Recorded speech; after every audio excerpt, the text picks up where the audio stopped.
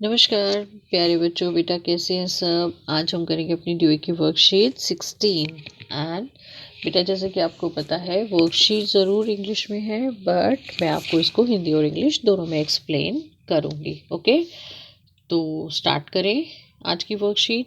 बेटा जैसे कि आपको पता है कि हम अपना चैप्टर पढ़ रहे हैं बेटा, मेटल्स एंड नॉन मेटल्स। ठीक है, और बेटा हिंदी में जिसको हम कहते हैं धातु और अधातु।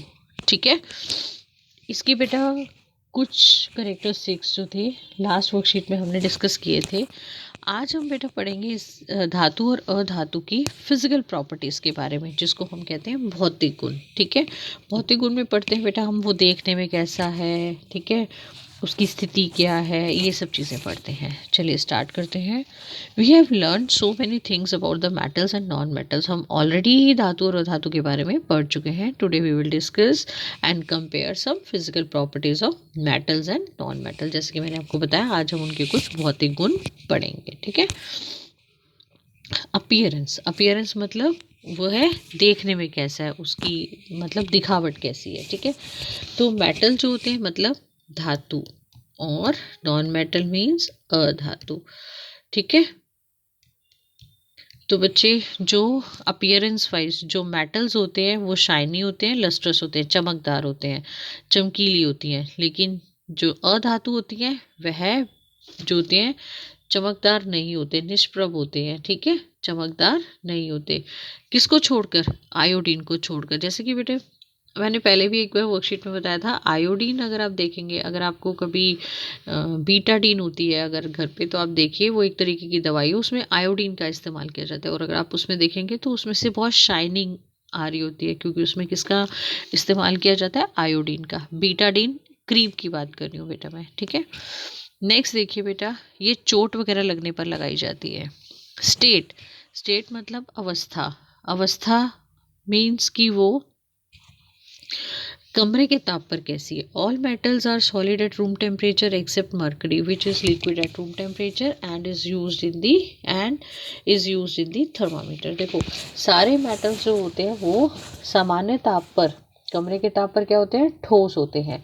परंतु जो मरकरी है, जो पारा है, वो कमरे के ताप पर कैसा होता है? तरल अवस्था में होता है, द्रव अवस्था में होता है।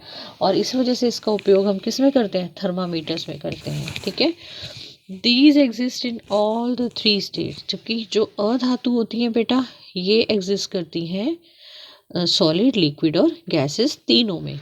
तो जो बच्चे धातु होती हैं वो आपके ठोस होती हैं कमरे के ताप पर, मरकरी को छोड़कर। मरकरी जो होता है बेटा कमरे के ताप पर लिक्विड होता है, द्रव अवस्था में होता है। इस वजह से उसको थर्मामीटर में इस्तेमाल किया जाता है। आप डॉक्टर के पास जाते हो, अगर बुखार हो जाता है, डॉक्टर थर्मामीटर लगाते हैं ना, तो उस थर्मामीटर में कौन सी धातु होती है? मरकरी। ऐसी बेटा अधातु लेकिन तीनों अवस्थाओं में होती है, ठोस, द्रव और गैस। हार्डनेस, हार्डनेस मतलब कठोरता। जो धातु होती है बेटा वो बहुत ज़्यादा कठोर होती हैं। ठीक है, वो कठोर होती हैं। सोडियम और पोटेशियम धातुओं को, सोडियम, पोटेशियम, लेड, ठीक है, इनको छोड़कर बाकी सारी धातुएं क्या होती हैं? कठोर होती हैं। जबकि जो आपकी अधातु होती हैं बेटा, ये कंपैरेटिवली क्या होती हैं? सॉफ्ट होती हैं, ये थोड़ी नरम होती हैं। ठीक है, और भंगुर, भंगुर मतलब इजीली टूट जाती हैं। ठीक है, तो हार्डनेस मीन्स ये जो आपकी धातुएं होती हैं बेटा, ये आपकी धातु जो है यह है क्या होती है? ये बहुत कठोर, these are the hard, very hard, except sodium and potassium and lead, these can be cut easily with the knife. बेटा सोडियम, पोटेशियम और लेड जो है वो उसको आप चाकू से भी काट सकते हो, इतनी सॉफ्ट होती हैं। लेकिन बाकी सभी धातुएं जो हैं, बाकी सभी मेटल्स हार्ड होते हैं।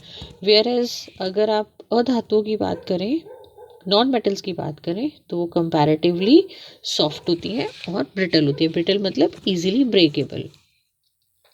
Now coming to malleable. Malleable means generally all metals are malleable, can be beaten into thin sheet, जिनको हम हैमर से, with the help of hammer thin sheets में कन्वर्ट कर सकते हैं, हथौड़ी की मदद से थिन शीट्स में कन्वर्ट कर सकते हैं। And these non metals these are brittle therefore non malleable, इसलिए हम इनको, ये क्या होती हैं ब्रिटल मतलब इजीली टूट जाती हैं, इसलिए हम इनको हैमर की हेल्प से शीट्स में कन्वर्ट नहीं कर सकते। ठीक है, तो मतलब हिंदी में बेटा मैलेबिलिटी को कहते हैं अघातवर्ध्यता।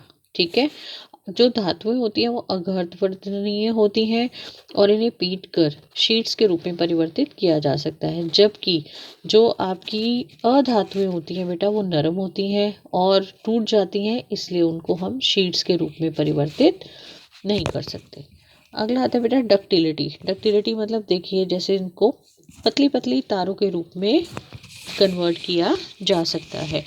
तो जनरली जो मेटल्स होते हैं वो डक्टाइल होती हैं। ठीक है, डक्टाइल मतलब जिनको थिन शीट्स में कन्वर्ट किया जा सकता है, शीट्स नहीं, थिन वायर्स में, थिन वायर्स मतलब पतली पतली वायर्स में, जबकि जो नॉन मेटल्स होती हैं उनको हम वायर्स में कन्वर्ट नहीं कर सकते। तो तन्यता को बेटा हिंदी में कहते हैं आपका जिनको खींच कर पतली, डक्टिलिटी को बेटा हिंदी में कहते हैं तन्यता, और तन्यता का मतलब जिनको हम खींच कर तारों के रूप में ढाल सकते हैं। तो धातुओं को तो हम तारों के रूप में ढाल सकते हैं लेकिन अधातुओं को नहीं। तो तारों के रूप में ढालने का एक उदाहरण क्या है, कॉपर। कॉपर की तारें तो आपने देखी ही हैं। चांदी, चांदी का भी देखा है ना आपने, चेन बन जाती है उसकी। तो इस प्रकार हम इनको तारों में बदल सकते हैं। ठीक है, लोहा और एल्युमिनियम इन सब की तारें बन सकती हैं। ठीक है, नेक्स्ट आता है बेटा कंडक्टिविटी। कंडक्टिविटी मतलब मेटल जो होती हैं आपकी good conductor of heat and electricity होती हैं, मतलब मेटल्स अपने में से हीट और इलेक्ट्रिसिटी को पास होने देती हैं, जबकि non metals are bad conductor, poor conductor और इंसुलेटर। पुअर कंडक्टर मतलब बिल्कुल नेग्लेजिबल होती हैं। ठीक है, या इंसुलेटर, इंसुलेटर मतलब जो अपने में से इलेक्ट्रिसिटी और हीट को कंडक्ट नहीं करने देती। ठीक है, हिंदी में बेटा कंडक्टिविटी को कहते हैं चालकता। ठीक है, विद्युत और ऊष्मा की चालकता।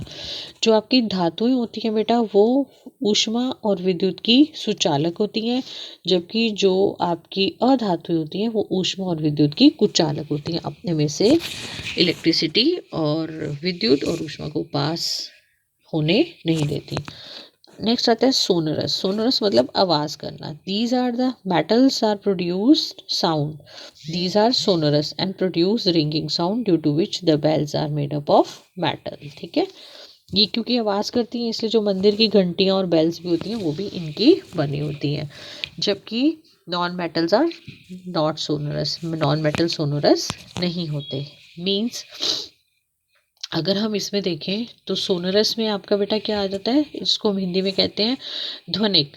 जो आपकी धातु होती है बेटा वो क्या होती है, वो ध्वनि प्रोड्यूस करती हैं, ध्वनिक होती हैं, जिसकी वजह से मंदिर की घंटियों वगैरह इससे बनाई जाती हैं। लेकिन जो अधातु होती हैं वह ध्वनि नहीं बनाती, ध्वनि प्रोड्यूस नहीं करती। ठीक है, और बेटा इनके एग्जाम्पल कौन कौन से हैं, iron, gold, copper, aluminium, magnesium, silver, sodium, calcium. ठीक है, जबकि अधातुओं के, नॉन मेटल के कौन से एग्जाम्पल हैं, carbon, oxygen, nitrogen, chlorine, sulphur and iodine. चलिए बेटा अब हम कर लेते हैं इनकी worksheet. Name the two metal that can be easily cut with the knife. First question, जिन वो धातु के नाम लिखे जिनको हम चाकू से काट सकते हैं। तो कौन कौन सी धातु है, सोडियम और potassium. This is the answer of your first question. First question का आंसर है बेटा ये। Why bells in the temple are made up of metal. ये लिखा इन्होंने बेटा बिल्कुल सीधे सीधे, मेटल्स आर सोनरस, प्रोड्यूस करते हैं रिंग, इस वजह से इनको मंदिर की घंटियां बनाने में इस्तेमाल किया जाता है। तो ये बेटा आपका सेकंड क्वेश्चन का आंसर है। ये धातु जो होती है ध्वनिक होती है, इस वजह से इनको घंटियां बनाने में इस्तेमाल किया जाता है। Name 4 metal and non metal found in our surrounding. Third question है बेटा, अपने आसपास उपस्थित 4 धातु और अधातुओं के नाम बताइए। बेटा 4 धातुएं हमारे आसपास कौन कौन सी हैं, गोल्ड, आयरन, कॉपर, एल्यूमिनियम। ठीक है, और कैल्शियम भी लिख सकते हो। और नॉन मेटल कौन कौन से हैं? Oxygen, nitrogen, iodine, sulph, carbon, ठीक है, और क्लोरीन। इनमें से आप कोई भी लिख सकते हो जो हमारे आसपास उपस्थित होते हैं। ये बेटा आपका थर्ड का आंसर है। ठीक है, फोर्थ क्वेश्चन देखिए, difference between metal and non metal. तो बेटा ये तो आप लिख ही देंगे, धातु और अधातु में अंतर बिल्कुल आप इस तरीके से टेबुलर फॉर्म में लिखेंगे। नेक्स्ट देखिए, name one metal which is liquid at room temperature. Okay, liquid at room temperature कौन सी होती है बेटा? मरकरी, जैसा हमने अभी अभी पढ़ा कि आप एक ऐसी धातु का नाम बताइए जो कमरे के ताप पर द्रव अवस्था में होती है। तो कौन सी धातु है? मरकरी, जिसको हम हिंदी में क्या कहते हैं? पारा। ठीक है, ये कमरे के ताप पे क्या होती है? द्रव अवस्था में। तो बेटा ये फिफ्थ क्वेश्चन का आंसर है। ये थी बेटा आज की आपकी वर्कशीट। उम्मीद करती हूँ आपको पसंद आई होगी। तो वीडियो को लाइक करो, शेयर करो और चैनल को सब्सक्राइब। थैंक यू बच्चे, टेक केयर।